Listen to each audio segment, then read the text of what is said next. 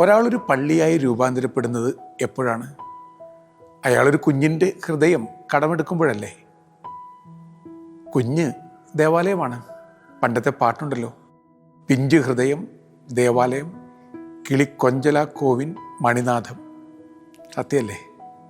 സൂഫി സന്യാസി ചോദിക്കുന്നുണ്ട്, എന്തുകൊണ്ടാണ് കുഞ്ഞുങ്ങൾ മാത്രമേ സ്വർഗത്തിൽ പോകൂ എന്ന് ക്രിസ്തു പറഞ്ഞത്? ഉത്തരമായിട്ട് അദ്ദേഹം പറയുന്നു, കുഞ്ഞുങ്ങളെ സ്വർഗത്തിൽ പോകൂ, സത്യമാണത്. കാരണം സ്വർഗത്തിന് വേണ്ടി കാത്തിരിക്കുന്നതിനോടൊപ്പം കുഞ്ഞുങ്ങൾ ഇവിടെ ഇപ്പോൾ സ്വർഗം പണിയുകയാണ്. As the children are waiting for a heaven up there, they create a heaven down here. ചെല്ലുന്നിടത്തൊക്കെ സ്വർഗം ഉണ്ടാക്കുന്ന ആളെയാണല്ലോ കുഞ്ഞെന്ന് നമ്മൾ വിളിക്കുക. ഭൂമിയിൽ സ്വർഗം പണിത് പിന്നെ സ്വർഗത്തിലേക്ക് യാത്രയായി സ്വർഗത്തിലെ പൂക്കൾ വർഷിച്ച ഒരു മാലാഖയെ പോലുള്ള വിശുദ്ധ കൊച്ചു Theresia, saint Teresa of Lisieux. കൊച്ചു തെരേസയുടെ ആത്മകഥ the story of a soul, അത് സ്പാനിഷ് സാഹിത്യത്തിലെ ഒരു ക്ലാസിക്കാണ്, മാസ്റ്റർ പീസ് വർക്കാണ്. ഇനി ആത്മീയ ശിശുത്വത്തിൻ്റെ കുറുക്ക് വഴികളെക്കുറിച്ച് പറഞ്ഞ ഈ പുസ്തകം എത്ര ലക്ഷം ആളുകളെയാണ് ആത്മീയ ശിശുത്വത്തിൻ്റെയും ആത്മീയ ആനന്ദത്തിൻ്റെയും ശിശു സഹജമായ നിഷ്കളങ്കതയുടെയും വഴികളിലേക്ക് നയിച്ചിട്ടുള്ളത്. എന്നെ കേട്ടുകൊണ്ടിരിക്കുന്ന പ്രിയപ്പെട്ടവരെ, കുഞ്ഞാകാൻ ആഗ്രഹമുണ്ടോ? കുഞ്ഞാകാൻ ആഗ്രഹമുണ്ടെങ്കിൽ എന്നെ ഒന്ന് കേൾക്കുക. നമ്മളൊക്കെ പ്രായത്തിൽ കവിഞ്ഞ പക്വത നേടി, അതൊരു വലിയ പ്രശ്നമാണ്. പ്രായത്തിൽ കവിഞ്ഞ പക്വത ഒന്നും നേടേണ്ട ആവശ്യമൊന്നുമില്ല. Too philosophical, too rational, too intelligent and too much of everything. And what about the child within you? നിങ്ങളുടെ കുഞ്ഞിന് എന്തു പറ്റി? അകത്തൊരു കുഞ്ഞ് അകാല മരണം പ്രാപിച്ചു കഴിഞ്ഞു. പണ്ടത്തെ ശിശു സഹജമായ നിഷ്കളങ്കത, നിർമ്മലത, സ്നേഹം, വിശ്വാസം അതെല്ലാം പോയി. അങ്ങനെയാണെങ്കിൽ എൻ്റെ പ്രിയപ്പെട്ട ചങ്ങാതി, വീണ്ടും ഒരു കുഞ്ഞായി മാറുന്നത് ആവശ്യമാണ്. ആ ആവശ്യത്തോടു കൂടി നമുക്ക് കുഞ്ഞെഴുതിയ, കുഞ്ഞിൻ്റെ ഹൃദയമുള്ള കൊച്ചു തെരേസ എഴുതിയ പുസ്തകത്തിലൂടെ ചരിക്കാം. ഞാൻ നേരത്തെ പറഞ്ഞല്ലോ, ഒരു കുഞ്ഞിൻ്റെ ഹൃദയത്തുടിപ്പുകളാണ് ഈ പുസ്തകത്തിൽ നിറഞ്ഞ് നിൽക്കുന്നത്. ഒന്ന്, ഒരു കുഞ്ഞിൻ്റെ വിശ്വാസം. കൊച്ചു തെരേസ പറയുന്നു, എന്താണ് വിശ്വാസം? നിൻ്റെ ഭാവി ദൈവത്തിൻ്റെ കൈകളിലേക്ക് ഉപേക്ഷിച്ച് എടുത്തെറിഞ്ഞ് കളയലാണ് വിശ്വാസം എന്ന് പറയുന്നത്. Abandoning your future into the hands of God. ദൈവത്തിൻ്റെ കൈകളിലേക്ക് നീ അങ്ങനെ എടുത്തെറിയുകയാണ്. എന്നെ കേൾക്കുന്ന പ്രിയപ്പെട്ടവരെ, നിങ്ങൾ കുഞ്ഞായിരുന്ന സമയത്ത് നിങ്ങൾക്കത് സാധിച്ചിരുന്നു. ഇപ്പോൾ നിങ്ങൾക്കത് സാധിക്കില്ല. കാരണം വി ആർ പ്രീഓക്കുപ്പൈഡ്. പല കാര്യങ്ങൾ പ്രീഓക്കുപ്പേഷനായിട്ട് മാറിയിട്ടുണ്ട്. അതുകൊണ്ട് തന്നെ എടുത്തെറിയാനൊന്നും നമുക്ക് പറ്റില്ല. സോരൻ കീർക്കെഗാഡ് ഇങ്ങനെ എഴുതി, faith is leaping into darkness of the uncertainty. അനിശ്ചിതത്വത്തിൻ്റെ കുറ്റാക്കുരു ഇരുട്ടിലേക്ക് എടുത്തെറിയലാണ് വിശ്വാസം. Faith is a leap into the darkness of uncertainty. എന്നെ കേൾക്കുന്ന പ്രിയപ്പെട്ട സുഹൃത്തെ, ഈശോ ഈശോ എന്ന് മന്ത്രിക്കുമ്പോഴും ഈശോയിൽ പൂർണ്ണമായിട്ട് ആശ്രയമർപ്പിക്കാൻ പറ്റാറുണ്ടോ? എന്നാണ് കുഞ്ഞുണ്ണി മാഷ് പറഞ്ഞത്. യേശുവിലാണ് എൻ്റെ വിശ്വാസം, കീശയിലാണ് എൻ്റെ ആശ്വാസം. ആശ്വാസം പലതിലാണ്, കീശയിൽ മാത്രമല്ല. നിങ്ങളുടെ ബാങ്ക് ബാലൻസിൽ, നിങ്ങളുടെ പവറിൽ, നിങ്ങളുടെ സൗന്ദര്യത്തിൽ, നിങ്ങളുടെ ആരോഗ്യത്തിൽ. അപ്പോൾ കൊച്ചു തെരേസ എന്താ പറയുന്നത്? കർത്താവിന് പൂർണ്ണമായിട്ട് വിട്ട് കൊടുക്കുക. കുറ്റാക്കുരു ഇരുട്ടുള്ള രാത്രിയിൽ അമ്മയും കുഞ്ഞും വലിയ വീട്ടിലൊറ്റക്കാണ്. മുതിർന്നവർ ആ വീട്ടിലില്ല. വല്ലാതെ മഴ പെയ്യുന്നുണ്ട്, ഇടിവെട്ട്, ഇടിമുഴക്കം, പേടിപ്പെടുത്തുന്ന അന്തരീക്ഷം. കൊട്ടിയടച്ച ജനാലയിലൂടെ കുഞ്ഞ് പുറത്തേക്ക് നോക്കി. എന്നിട്ട് അമ്മയോട് ചോദിച്ചു, അമ്മ, ആകാശത്ത് ഇപ്പോഴും കുറച്ച് നക്ഷത്രങ്ങൾ മിന്നുന്നുണ്ടല്ലോ, അത് ഈശോയുടെ വിളക്കാണോ? അപ്പോൾ അമ്മ പറഞ്ഞു, ഈശോയുടെ വിളക്കാണത്. അടുത്ത ചോദ്യം ഉടനെയുണ്ടായി, അമ്മ, ഈശോ ഉറങ്ങാൻ പോകാറില്ലേ? രാത്രി 12 മണിയായില്ലേ? ഈശോ വിളക്കം കൊളുത്തി അങ്ങനെ ഇരിക്കുകയാണോ? അപ്പോൾ അമ്മ പറഞ്ഞു, മോളെ, നമ്മളെപ്പോലുള്ള പാവങ്ങളെ സംരക്ഷിക്കാൻ വേണ്ടി ഈശോ വിളക്കം കൊളുത്തി ഉറക്കമൊഴിച്ച് ഉണർന്നങ്ങനെ ഇരിക്കുകയാണ്. അപ്പോൾ ഒരു കുഞ്ഞിന് മാത്രം സാധ്യമായ അപാര വിശ്വാസത്തിൻ്റെ വെട്ടത്തിൽ കുഞ്ഞു പറയുകയാണ്, അമ്മ, നമ്മുടെ ഈശോ നമുക്ക് വേണ്ടി വിളക്കും കൊളുത്തി ഉണർന്നിരുന്ന് കാത്തിരിക്കുന്ന ആളാണെങ്കിൽ എന്തിനാ അമ്മ ഇത്രയും നേരം ഇത്ര കണ്ട് പേടിച്ചത്? എൻ്റെ പ്രിയപ്പെട്ടവരെ, നിങ്ങളുടെ ഉള്ളിലൊരു കുഞ്ഞിങ്ങനെയൊക്കെ പറയുന്നുണ്ട്. വീണ്ടും കൊച്ചു ത്രേസ്യ പറയുന്നുണ്ട്, എൻ്റെ ഈശോ എന്നെ ഒരു കളിപ്പന്ത് പോലെ എടുത്ത് എറിയുന്നുണ്ട്. എനിക്ക് സങ്കടമില്ല. കാരണം എടുത്തെറിയുന്നത് എടുത്തുയർത്താനാണ്. എനിക്കത് അറിയാം. അതുകൊണ്ട് എനിക്ക് യാതൊരു സങ്കടവുമില്ല. എൻ്റെ ഈശോ എനിക്കെല്ലാം നന്മയാക്കി മാറ്റുന്നു. കാരണം എൻ്റെ ഈശോ എന്നെ വിളിച്ച എന്നെ വിശുദ്ധീകരിച്ച് നയിക്കുന്നു. പിന്നെ ഞാനെന്തിന് പേടിക്കണം? കേൾക്കുന്ന പ്രിയപ്പെട്ട ചങ്ങാതി, ഇടയ്ക്ക് പറയുക, എന്നെ ശക്തനാക്കുന്നവനിലൂടെ എനിക്കെല്ലാം സാധ്യമാകും. കർത്താവിൻ്റെ ഇടയനാകുന്നു, എനിക്കൊന്നിനും കുറവുണ്ടാവുകയില്ല. പച്ചയായ പുൽമേടുകളിലൂടെ അവിടെ നിന്ന് നയിക്കുന്നു. 2, സ്നേഹത്തിൻ്റെ തലം. കൊച്ചു ത്രേസ്യ പറയുന്നു, സ്നേഹത്തിൻ്റെ നിഘണ്ടുവിൽ അസാധ്യം എന്നൊരു വാക്കില്ല. എന്ത് രസകരമായ എഴുത്താണത്. സ്നേഹത്തിൻ്റെ നിഘണ്ടുവിൽ അസാധ്യം എന്നൊരു വാക്കില്ല. അതായത് സ്നേഹത്തിനെല്ലാം സാധ്യമാണ്. സ്നേഹത്തിന് സുസാധ്യമായി മാറുന്നതാണ് എല്ലാം. വീണ്ടും കൊച്ചു ത്രേസ്യ പറയുന്നത്, എൻ്റെ വിളി സ്നേഹത്തിൻ്റെ വിളിയാണ്. My vocation is a vocation of love. സ്നേഹിക്കാൻ വേണ്ടി മാത്രമാണ്.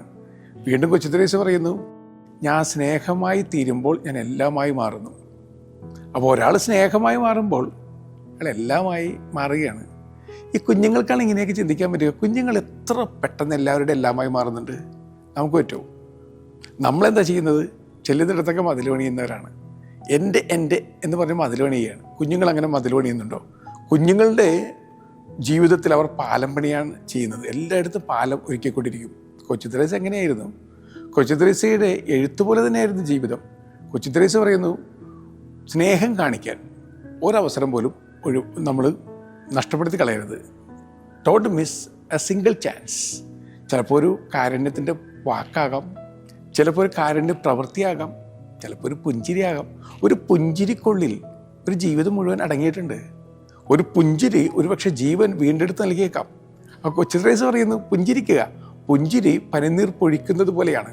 ഒരാളുടെ ജീവിതത്തിലേക്ക് പനിനീർ ദളങ്ങൾ വന്നു ചേരുകയാണ്. എത്ര സുന്ദരമാണല്ലേ ഈ ചിന്തകൾ. അപ്പോൾ കുഞ്ഞുങ്ങളുടെ മനസ്സുള്ളവർക്ക് എങ്ങനെ പറ്റുള്ളൂ? ഒരു കുഞ്ഞ് അമ്മയോട് ചോദിക്കുകയാണ്, mamma, what happens to the aunty next door? അടുത്ത വീട്ടിലെ ആൻറ്റിക്ക് എന്ത് പറ്റി? അപ്പോൾ അമ്മ പറഞ്ഞു, ആൻറ്റിയുടെ മകൻ മരിച്ചുപോയില്ലേ ആക്സിഡൻറ്റിൽ. And she is heart broken. That's why she doesn't smile, she doesn't speak, she doesn't sing anymore. പണ്ടത്തെ പോലെ ചിരിക്കുന്നില്ല, സംസാരിക്കുന്നില്ല, പാടുന്നില്ല. മകൻ മരിച്ചുപോയല്ലോ ആക്സിഡൻറ്റിലെ. അമ്മ ഇത് പറഞ്ഞപ്പോൾ കുഞ്ഞിങ്ങനെ കേട്ടിരിക്കുകയാണ്. അമ്മ വീണ്ടും പറഞ്ഞു, she is simply heart broken. ഹൃദയം മുറിഞ്ഞു പോയി പാവത്തിൻ്റെ. അതൊരു എക്സ്പ്രഷനാണല്ലോ, ഹാർട്ട് ബ്രോക്കൺ. പിറ്റേ ദിവസം അല്പം നാണത്തോടു കൂടി കുഞ്ഞ് ആൻറ്റിയുടെ ഫ്ലാറ്റിൽ വന്ന് മുട്ടി വിളിക്കുകയാണ്. വാതിൽ തുറന്നു, പാട്ടൊഴിഞ്ഞ പാട്ടുപെട്ടി പോലെ. ആൻറ്റി അങ്ങനെ നിൽക്കുമ്പോൾ അല്പം നാണത്തോടു കൂടി മറച്ചു പിടിച്ചിരുന്ന ഒരു ബാൻഡേഡ് നീട്ടിയിട്ട് പറഞ്ഞു, aunty, mama told me that you are heart broken. This is for you to mend it. അതായത് എൻ്റെ അമ്മ പറഞ്ഞു ആൻറ്റിയുടെ ഹാർട്ട് മുറിഞ്ഞു പോയെന്ന്.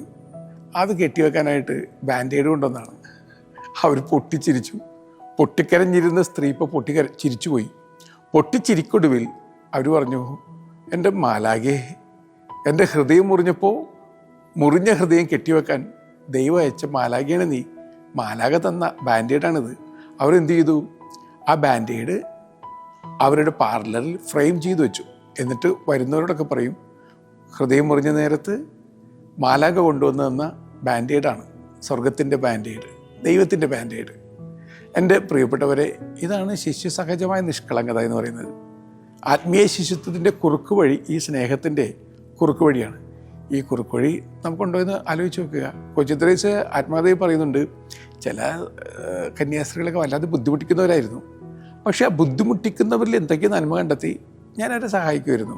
ഫോർ എക്സാമ്പിൾ, മേലങ്കി എടുത്തുയർത്തി കൂടെ നടക്കണമെന്ന് പറഞ്ഞ സീനിയറായൊരു കന്യാസ്ത്രീ അവരിങ്ങനെ കുറ്റപ്പെടുത്തിക്കൊണ്ടിരിക്കും. പക്ഷെ കുറ്റപ്പെടുത്തിക്കൊണ്ട് ഒരാൾ നടക്കുമ്പോഴും അയാളുടെ മേലങ്കിയും എടുത്തുയർത്തി പിടിച്ച് ചിരിച്ചു കിടക്കുന്നൊരു കുഞ്ഞിനെ നിങ്ങളൊന്ന് മനസ്സിൽ കാണുക. അതൊരു മാലാഖത്തനിമയാണ്.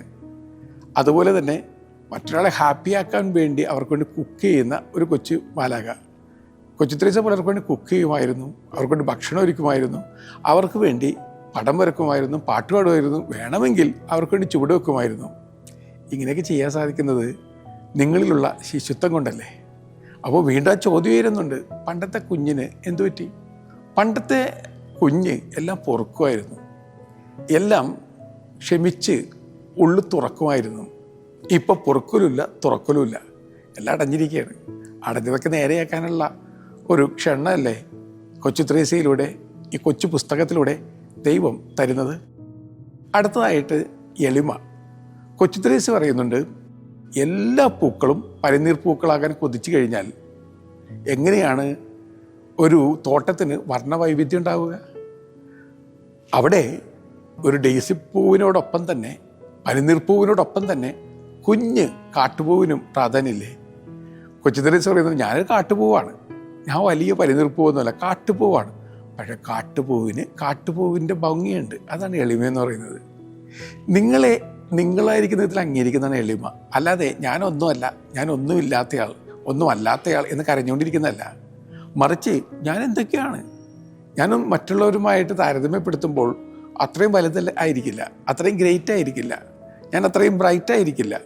പക്ഷെ ഞാൻ എൻ്റെതായ രീതിയിൽ യുണീക്കാണ്, ബ്യൂട്ടിഫുള്ളാണ്, ബ്രൈറ്റാണ്, ഗ്രേറ്റാണ്. അതാണ് എളിമയെന്ന് പറയുന്നത്. ആ എളിമയാണ് കൊച്ചുത്രേസ്യ ഈ പുസ്തകത്തിലുടനീളം വരച്ച് കാണിക്കുന്നത്. കൊച്ചുത്രേസ്യ പറയുന്നുണ്ട്, ഒരാളുടെ മുമ്പിൽ ഒന്ന് കുനിഞ്ഞു എന്ന് കരുതി ഒന്നും നഷ്ടപ്പെടാനില്ല. ഒരു പക്ഷേ ഒന്ന് കുനിഞ്ഞു കൊടുക്കുമ്പോൾ അയാൾക്ക് ആകാശത്തിൻ്റെ വിശാലത കാണാൻ പറ്റും. നമ്മൾ അയാൾക്ക് ആകാശം കാണാൻ പറ്റാത്ത വിധത്തിൽ നിവർന്നു നിൽക്കുകയാണല്ലോ, ഒന്ന് കുനിയുക. ഇതാണ് യഥാർത്ഥ എളിമയെന്ന് പറയുന്നത്. വീണ്ടും കൊച്ചുത്രേസ്യ ജീവിതത്തിൻ്റെ പ്രത്യാശയുടെ വഴികളെക്കുറിച്ചും വാചാലമായിട്ട് എഴുതുന്നുണ്ട്. കൊച്ചുത്രേസ്യ പറയുന്നത്, എൻ്റെ ദൈവം എനിക്ക് എല്ലാം നന്മയാക്കി മാറ്റുന്നുണ്ട്, പിന്നെന്തിനാ ഞാൻ പേടിക്കുന്നത്? പിന്നെ എന്തിനാ പേടിക്കുന്നത്? കൊച്ചുത്രേസ്യയുടെ വരികൾ വളരെ സുന്ദരമാണ്. നമ്മളെല്ലാവരും യാത്രക്കാരാണ്. ഈ ലോകം എന്ന് പറയുന്നത് ഒരു കപ്പലാണ്, വീടല്ല. നിങ്ങളത് ധ്യാനിച്ചു നോക്കുക. ഈ ലോകമെന്ന് പറയുന്ന ഒരു കപ്പലാണ്, വീടല്ല. നിങ്ങൾ കപ്പലോട്ടക്കാരാണ്. ഇങ്ങനെ കപ്പലോട്ടം നടത്തിക്കൊണ്ടിരിക്കുമ്പോൾ നിങ്ങൾ ചുറ്റിലും നന്മയും സ്നേഹവും മാധുര്യവും ശാന്തിയും വാരി വിതറുക. എന്നിട്ട് നിങ്ങളുടെ തീരത്തേക്ക് പോകണം. അക്കരയ്ക്ക് യാത്ര ചെയ്യും സിയോൻ സഞ്ചാരി, ഓളങ്ങൾ കണ്ട് നീ ഭയപ്പെടണ്ട. പണ്ട് നമ്മൾ പാടിയിരുന്ന പാട്ടാണ്. കൊച്ചുത്രേസ്യ ഇതുപോലെ തന്നെ സ്വയം പറഞ്ഞുകൊണ്ടിരിക്കുകയാണ്. അക്കരയ്ക്ക് യാത്ര ചെയ്യും സിയോൻ സഞ്ചാരി, ഓളങ്ങൾ കണ്ടു നീ ഭയപ്പെടേണ്ട. കാറ്റിനെയും കടലിനെയും നിയന്ത്രിക്കാൻ കഴിവുള്ളോൻ അരികിലുണ്ട്. ഇതാണ് എന്നെ കേൾക്കുന്ന പ്രിയപ്പെട്ടവരെ. നമ്മളിങ്ങനെ വിശ്വാസം ഉണ്ടെന്ന് പറയുകയും നിരാശപ്പെട്ടിരിക്കുകയും ചെയ്യുമ്പോൾ അതെങ്ങനെ ശരിയാവുക? ആവിലയിൽ അമ്മത്രേസ്യ പറയുന്നുണ്ട്, ഗ്ലൂമി ആയിരിക്കുന്ന ആളെ എങ്ങനെ സെയിൻ്റ് എന്ന് വിളിക്കുക. എന്നിട്ട് ആവിലയിൽ അമ്മത്രേസ്യ ഒരു പ്രാർത്ഥന നടത്തുന്നുണ്ട്, Lord save me from the gloomy saints. ഭയങ്കര മ്ലാനവദനരായ വിശുദ്ധരിൽ നിന്ന് രക്ഷിക്കണേ എൻ്റെ കർത്താവെന്ന്. ആലോചിച്ച് നോക്ക്, നമ്മൾ ചിലരുടെ തെറ്റിദ്ധാരണ ഈ വിശ്വാസം എന്ന് പറയുന്നത് ഇങ്ങനെ മൗനം പൂണ്ട് ദേഷ്യപ്പെട്ട് എപ്പോഴും നിരാശ കലർന്ന മുഖത്തോടെ ഇരിക്കുക എന്നുള്ള അങ്ങനെയല്ല. യഥാർത്ഥ വിശ്വാസമുള്ള ആൾക്ക് പ്രത്യാശ ഉണ്ടാവും. പ്രത്യാശയുള്ള ആളുടെ മുഖത്ത് ഒരു ചൈതന്യം ഉണ്ടാവും, ഒരു പുഞ്ചിരി ഉണ്ടാവും. സ്വർഗത്തിൻ്റെ കയ്യൊപ്പ് ചാർത്തിയ ദൈവത്തിൻ്റെ ക്ഷണക്കത്ത് പോലെയാണ് അവർ. അങ്ങനെയുള്ളവരെ കാണുമ്പോൾ തന്നെ സ്വർഗത്തിൻ്റെ ഓർമ്മ ആളുകൾക്കുണ്ടാവും. നമ്മളെങ്ങനെയാണ്? ആ ചോദ്യം നമ്മളൊന്ന് ചോദിക്കുക. കൊച്ചുത്രേസ്യ പറയുന്നുണ്ട്, നിരാശയുടെ ഇരുട്ട് നേരത്തും കർത്താവ് പെട്ടെന്ന് ഒരു നക്ഷത്രം കൺതുറപ്പിക്കുകയാണ്. അപ്പോൾ നമുക്ക് പ്രത്യാശ വീണ്ടും കിട്ടും. അത് സത്യമല്ലേ? ഒരാൾ ആത്മഹത്യ ചെയ്യാൻ തീരുമാനിച്ചുറച്ച് കടലോരത്ത് വന്നിരിക്കുകയാണ്. കടലോര കാഴ്ചയെന്ന് കാണാനല്ല, അയാൾക്ക് തിരയൊഴിയുമ്പോൾ, ആളുകൾ ഒഴിഞ്ഞു കഴിയുമ്പോൾ, ആരവങ്ങളില്ലാതാവുമ്പോൾ പതുക്കെ കടലിൽ ചാടി ചാകണം. അയാളങ്ങനെ ഇരിക്കുമ്പോൾ കൂട്ടം തെറ്റിപ്പോയ ഒരു പെൺകുഞ്ഞ് ആളറിയാതെ അയാളുടെ പുറത്ത് വന്ന് തട്ടിയിട്ട് ആകാശത്തേക്ക് ചൂണ്ടിയിട്ട് പറഞ്ഞു, hey look up, there is a rainbow. നോക്കിയേ, അവിടെ ഒരു റെയിൻബോ. അയാൾ നോക്കി, കണ്ണുയർത്ത് നോക്കിയപ്പോൾ ശരിയാണ്, അവിടെ റെയിൻബോ ഉണ്ട്, മഴവിൽ തെളിഞ്ഞിട്ടുണ്ട്.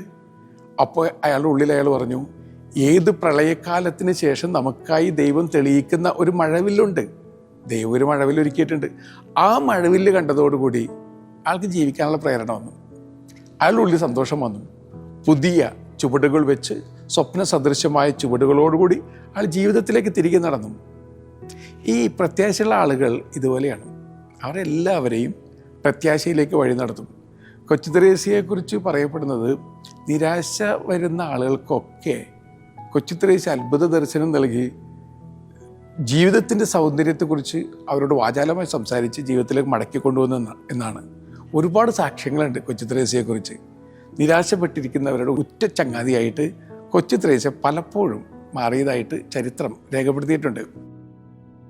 അന്ത്യനാളുകൾ എടുത്തപ്പോൾ നോക്കുക, 24 വയസ്സിലാണ് കൊച്ചു ത്രേസ്യ മരിച്ചത്. വെറും 24 വയസ്സ്. ആ സമയത്ത് മരണസമയം എടുത്തപ്പോഴത്തേക്ക് കൊച്ചു ത്രേസ്യ ഇങ്ങനെ പറഞ്ഞു, ചുറ്റിലും നോക്കിക്കഴിഞ്ഞപ്പോൾ പിന്നിട്ട പാതകളിലൊക്കെ പൂക്കളായിരുന്നു, മുള്ളുകൾ ഞാൻ കണ്ടില്ല, പൂക്കളായിരുന്നു. ഇനി മുന്നിലെ പാതകളിലും പൂക്കളാണ്. എന്നെ കാത്തിരിക്കുന്നതും ദൈവത്തിൻ്റെ പൂക്കളാണ്. പനിനീർ തോട്ടത്തിലേക്കാണ് ഞാൻ പോവുക. സ്വർഗത്തിൽ നിന്ന് ഞാൻ ഈ ലോകത്തിലേക്ക് പൂക്കൾ വാരി വിതറും. കൊച്ചു ത്രേസ്യ എന്ന കൊച്ചു മാലാഖ, കൊച്ചു വിശുദ്ധ, സ്വർഗത്തിൽ നിന്നും പനിനീർ പൂക്കൾ വാരി എറിഞ്ഞ് കൊണ്ടേയിരിക്കുകയാണ്. അടുത്തൊരു ചിന്ത, കൊച്ചു ത്രേസ്യ പറയുന്നു, ഞാൻ ഇപ്പോൾ ജീവിക്കുന്നു. ഞാൻ ഭൂതകാലത്തെക്കുറിച്ച് ഒരുപാട് സങ്കടം പറയുന്നില്ല, ഭാവിയെക്കുറിച്ച് ഒരുപാട് ആകുലപ്പെടുന്നില്ല. കാരണം ഞാൻ കർത്താവിൻ്റെതാണ്, കർത്താവ് എൻ്റേതാണ്. അപ്പോൾ പിന്നിട്ട കാലത്തെ സങ്കടപ്പെടുത്തുന്ന ഓർമ്മകൾ എന്നെ ഞെരിക്കാറില്ല. മുന്നിലുള്ള കാലത്തിൻ്റെ ആകുലതകൾ എന്നെ വല്ലാതെ വിഷമിപ്പിക്കാറില്ല. I live now. ഇത് തന്നെയാണ് ദാർശനികരായ ആളുകളൊക്കെ പറയുന്നത്. God is now. തോമസ് മാർട്ടിൻ്റെ ഒരു പുസ്തകത്തിൻ്റെ പേരാണ് ഗാഡ് ഈസ് നൗ. ദൈവം എന്ന് പറഞ്ഞാൽ ഇപ്പോഴാണ് ദൈവം ഉള്ളത്. അല്ലാതെ നാളെക്കുറിച്ചും മറ്റന്നാളെക്കുറിച്ച് ആകുലപ്പെട്ടുകൊണ്ട് ഇന്നത്തെ ജീവിതം നശിപ്പിക്കാനല്ല ദൈവം പറയുന്നത്.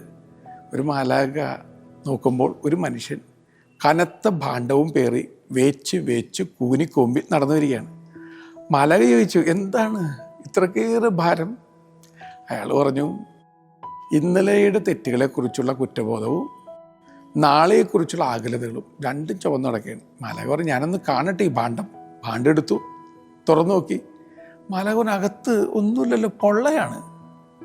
എന്നിട്ട് മാലാഖ പറഞ്ഞു, ഇന്നലത്തെ കുറ്റങ്ങളെക്കുറിച്ചുള്ള ബോധം, ഇന്നലത്തെ കുറ്റങ്ങൾ കഴിഞ്ഞു പോയില്ലേ, ഇനി നാളെക്കുറിച്ചുള്ള ആകുലത, നാളെ വന്നിട്ടില്ലല്ലോ. അപ്പോൾ ഇല്ലാത്ത കാര്യത്തെക്കുറിച്ച് ചിന്തിച്ച് താങ്കൾ ഭാരമാക്കി മാറ്റിയിരിക്കുകയാണ്. ഇന്നലെ കഴിഞ്ഞു പോയി, നാളെ വരാനിരിക്കുന്നേ ഉള്ളൂ. ഇന്നല്ലേ ഗിഫ്റ്റ്. പ്രസൻറ്റ് എന്ന് പറയുന്നത് പ്രസൻറ്റാണ്. പ്രസൻറ്റ് ഡേ ഒരു പ്രസൻറ്റാണ്. ആ പ്രസൻറ്റ് ഗിഫ്റ്റ് ആസ്വദിച്ച് ജീവിക്കുവാനായിട്ട് ആത്മാർത്ഥമായിട്ട് ശ്രമിച്ച് നോക്കുക. പ്രിയപ്പെട്ട എൻ്റെ ചങ്ങാതി, ഇതുപോലുള്ള പുസ്തകങ്ങളൊക്കെ വായിക്കണം. നമ്മളിപ്പോൾ വന്ന് പ്രായത്തിനേക്കാളും വാർദ്ധക്യം പേറിയവരെ പോലെയാണ്. പണ്ടത്തെ ചിരിയോടെ പോയി. പണ്ട് ആളുകൾ കണ്ണടച്ച് വിശ്വസിച്ചിരുന്ന ആ ശിശുത്വത്തിൻ്റെ ഭാവോടെ പോയി. പണ്ടത്തെ നിഷ്കളങ്കതയോടെ പോയി. ഇപ്പം എല്ലാവരും സംശയമാണ്. എല്ലാവരെയും കുറ്റപ്പെടുത്തി, എല്ലാവരെയും ഒറ്റപ്പെടുത്തി, എല്ലാവർക്കും നേരെ വിരൽ ചൂണ്ടി നമ്മളിങ്ങനെ ഒരു തരത്തിലുള്ള അഗ്നിപർവ്വതം പോലെ ജീവിക്കുകയാണ്. എപ്പം പൊട്ടും ആർക്കറിയാം? എപ്പോഴാണ് ലാവാപ്രവാഹം പുറത്തേക്ക് വരിക? എത്ര പേരെ അത് കത്തിച്ച് ജീർണിച്ച് കളയും അറിഞ്ഞുകൂടാ. അതുകൊണ്ട് എഴുന്നേൽക്കുക. നിങ്ങളുടെ കംഫർട്ട് സോണിൻ്റെ ഇരുട്ട് പറയുന്ന എഴുന്നേൽക്കുക. ഒരു കുഞ്ഞിനെ പോലെ പുറത്തേക്ക് വരിക. കർത്താവിൻ്റെ കൈപിടിച്ച് വീണ്ടും ജീവിക്കാൻ ആരംഭിക്കുക. പൗലോസ് അപ്പോസ്തലൻ്റെ വാക്കുകൾ പാട്ടായിട്ട് മുഴങ്ങുന്നുണ്ട്. Rejoice in the Lord always, and again I say rejoice. Rejoice in the Lord always, and again I say rejoice. നമുക്ക് ആനന്ദിക്കാം. ഞാൻ വീണ്ടും പറയുന്നു, നമുക്ക് ആനന്ദിക്കാം. നല്ല യാത്ര നേരുന്നു.